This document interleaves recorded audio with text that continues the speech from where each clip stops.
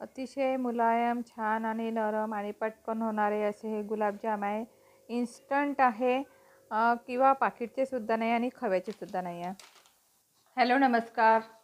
26 जानेवारीला तुम्ही कोणता गोड पदार्थ केलेला आहे, पण आज मी तुम्हाला वेगळा पदार्थ करून दाखवणार आहे आणि झटपट होणारा पदार्थ आहे. चला पटकन रेसिपीला आज आपण सुरुवात करू. आता पटकन आपण रेसिपीला सुरुवात करू. इथे मी मारिया गोल्ड घेतलेला आहे. बिस्किट आपल्याकडे बरेच असतात, पण त्याचपैकी मी मारिया गोल्ड घेतलेला आहे. इथे एक पुडा घेतलेला आहे आणि ते पूर्ण एका प्लेटमध्ये काढले आहे. आता त्याचे आपल्याला बारीक तुकडे करून घ्यायचे आहे. मिक्सरमध्ये बारीक करून घेणार आहे. आता याचे आपण पूर्ण असे बारीक तुकडे करून घ्यायचे, म्हणजे काय होते, मिक्सरमध्ये बारीक करायला आपल्याला सोपे जाईल. मुलांच्या आवडीचे बिस्किट आहे. आपण चहासोबत खातो किंवा दुधासोबत खातो किंवा नुसते पण खातो, पण आता अशी रेसिपी आता मी तुम्हाला नवीन करून दाखवणार आहे. आपल्याला बारीक करून घ्यायचं आहे, पूर्ण मिक्सर फिरवायचं आहे. बारीक झाल्यानंतर आपल्याला गाळणीने चाळून घ्यायचं आहे. कधी कधी काय होते, जाडसर राहते तर ते मग कसं बाजूला निघून जाते, पण शक्यतो याच्यामध्ये राहणार नाही, कारण मी चांगलं बारीक केलेलं आहे. आणि पूर्ण गाळून घ्यायचं आहे, एका भांड्यामध्ये काढून घ्यायचं आहे. बघा, अशी बारीक आणि छान बुकटी अशी झालेली आहे. आता एका साईडला पाक करायला ठेवायचं. इथे पाऊण वाटी मी साखर घेतली आहे. साखर थोडी जाड आहे आणि त्यामध्ये आपल्याला पाणी टाकायचं आहे. आता पाणी मी कमीत कमी इथे 1 वाटी पाणी टाकलेलं आहे. तुम्ही थोडं जास्तसुद्धा टाकू शकता, कारण कोणाला पाक पातळसुद्धा आवडतो, म्हणून इथे मी 1 वाटी पाणी टाकलेलं आहे. आता आपल्याला हे उकळू द्यायचं आहे आणि त्यामध्ये थोडेसे 2 किंवा 3 आपल्याला विलायची टाकायची आहे. विलायची मी फोडल्या आणि तशाच टाकलेल्या आहे, त्याचा गर त्यामध्ये उतरतो.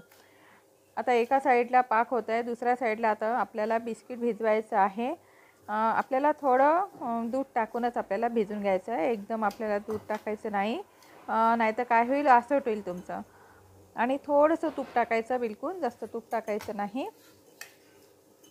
बघा, आपला कसा नरम आणि सॉफ्ट असा उंडासुद्धा तयार झालेला आहे. आता बस थोड्या वेळ आपल्याला झाकून ठेवायचं, नाही तुम्ही लगेचसुद्धा करू शकता. आता त्याचे आपल्याला उंडे करून घ्यायचे आहे. आता लहान मोठे असे असल्यामुळे एकसारखेच केले मी, तर त्याचे 8 उंडे झालेले आहे. तुम्ही छोटे जर करायचे असेल तर त्याचे जास्तसुद्धा होतात.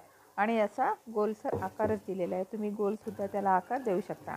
आणि चाचणीसुद्धा आपली झालेली आहे. नुसतं थोडं जरी आपल्याला चिकट असं चिपचिप वाटलं तर आपण पाक बंद करून टाकायचं. आपल्याला पूर्ण एकतारी किंवा असा पाक करायचा नाही आहे.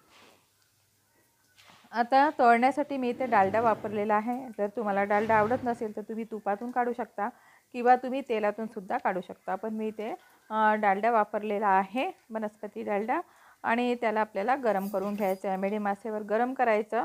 आता एक टाकून बघितला पण झालं नाही, मग परत मी अजून थोडं होऊ दिलं आणि नंतर मी त्याच्यामध्ये गुलाबजाम टाकले आहे.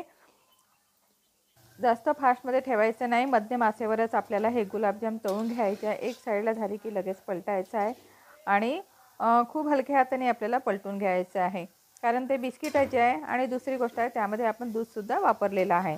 आणि असे लालसर झाले की लगेच आपल्याला 2 किंवा 3 मिनटामध्ये आपल्याला हे काढून घ्यायचं आहे. आणि थोडं किंचित थंड झाले की नंतर आपल्याला पाकात टाकायचं आहे. आणि पाकामध्ये टाकल्यानंतर कसं आपल्याला मुरू द्यायचं आहे. मुरेल्यानंतरच ते नरम होतात.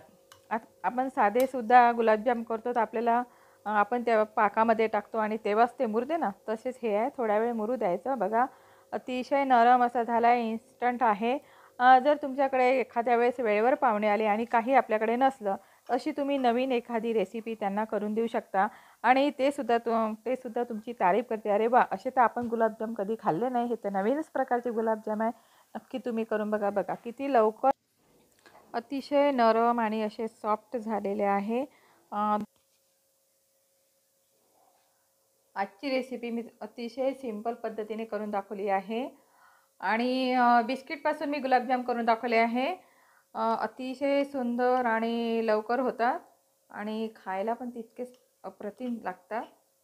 आता बिस्किट म्हटलं म्हणजे त्याची चव थोडी वेगळी लागेलच, पण काही हरकत नाही करायला. खूप छान रेसिपी आहे.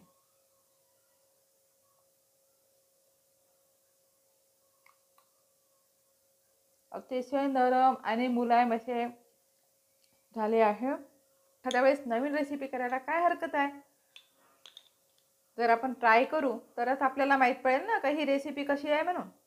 तर तुम्ही जरूर ही रेसिपी ट्राय करून बघा. लाईक करा, शेअर करा आणि सबस्क्राईब करायला विसरू नका. मस्त खा, आनंदी राहा. धन्यवाद. असे छान छान व्हिडिओ मी तुमच्यासमोर घेऊन येण्याचा जास्तीत जास्त प्रयत्न करत जाईल. जर माझ्या चॅनलवर नवीन असेल तर मला एक सबस्क्राईब करा. मस्त राहा, आनंदी राहा, खुश राहा.